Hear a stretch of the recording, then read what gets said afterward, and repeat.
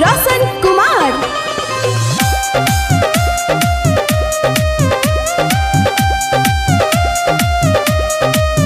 जन शादिया दूसर से न करब हो, मना करब त फसली पचरब हो।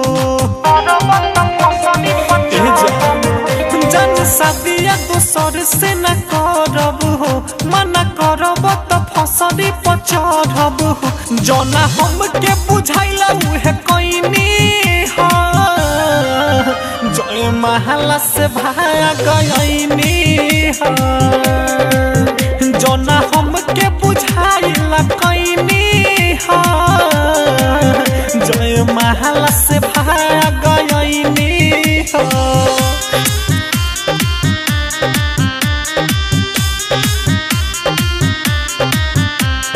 Music by Roshan Kumar.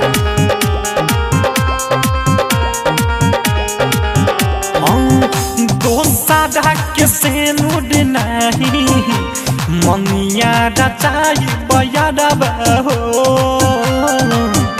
तोहरे नु प्यार में दुनिया सारा भुलाई बयारब हो।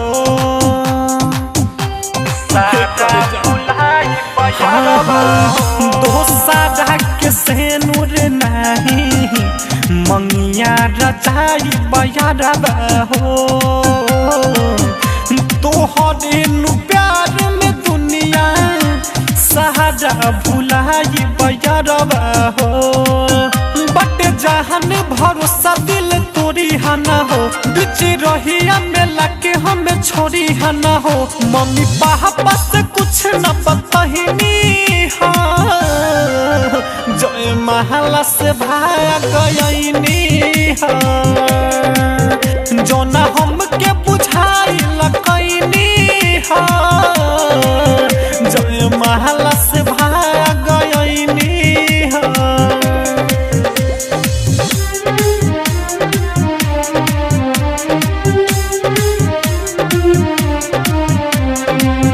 Music by Roshan Kumar.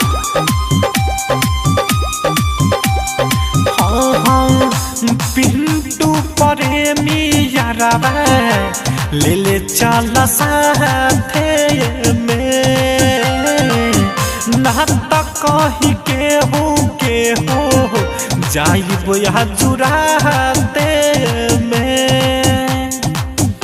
जाइब या जुराते पिंटू प्रेमी यारबा ले ले चल साथे में,